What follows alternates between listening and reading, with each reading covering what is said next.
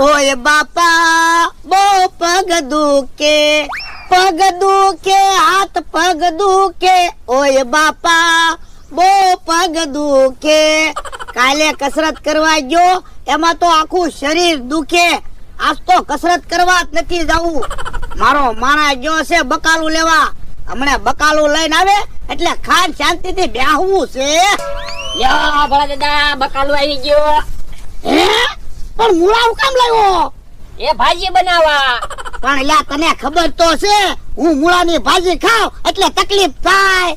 પણ તમને ક્યાં કઈ તકલીફ થાય? તકલીફ તો બીજાને થાય. હા એટલે તો કહું છું. તો ઈ હાટુ તો હું મૂળાની ભાજી લાવ્યો. આજ આપણે ક્યાં અહીંયા વાડીએ રહેવાનું છે? આપણે તો કસરત કરવા ન જવાનું. ભલે ને બધાને તકલીફ થાય. ના રે ના, આજ કસરત કરવા નથી જવું હો. કેમ? એ આખું શરીર દુખે મારું. પણ ઈ તો હજી કસરત કરવાની શરૂઆત કરી ને એટલે શરીર દુખે. દરરોજ કસરત કરશો ને પછી શરીર નહીં દુખે. તોય મારે કસરત કરવા નથી આવવું હો. પણ આપણે 5 દિવસના તો પૈસા આપી દીધા. કસરત કરવા તો જવું જ જોવે ને. એ પૈસા ભલે જાય પણ કસરત કરવા નથી જવું. યો બોલો, અમથોની કસરત કરી મમરાભાઈ જેવું શરીર બનાવશે પછી આપણને ઢીપશે. પણ એટલે આ ઉંમરે મારું થોડું મમરાભાઈ જેવું શરીર બને. તમારું શરીર ભલે ને મમરાભાઈ જેવું ન બને પણ મારું શરીર તો બને ને. આ એ હાસુ હો. તો તમારે ત્યાં ઊભું રહેવાનું અને હું કસરત કરીશ. તો પણ ખાલી ઊભું રહેવા મારે ને હું કામ આવવું? એ તમારે બીજાને કસરત નહીં કરવા દેવાની એટલે મારું એકનું શરીર બનશે. પછી તમે જોવો અમથાને ને બકુલભાઈ ને મમરાભાઈ ને કોઈને નહીં હું પોગવા દઉં.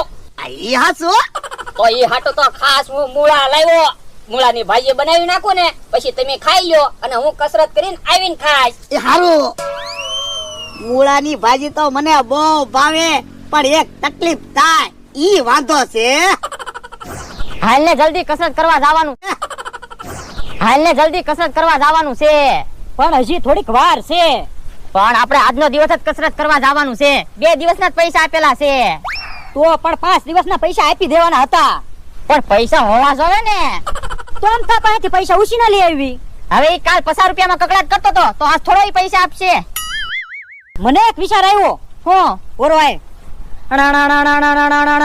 લે આ એમ થાય. ભલે ગમે એટલી અઘરી કસરત કરવી પડે પણ બોડી તો બનાવી જ છે. હે અમથાનું માથું કે એ આમ ઊંધા માથે ઊભો કસરત કરે. બહુ અઘરી કસરત કરે હું અમથા. તો હું મહેનત તો કરવી જ પડે ને. ઘડીક કસરત કરવાનું બંધ કર. સાતામાં જો. હે શું છે સાતામાં? પણ તું જો ત્યારે ને. હે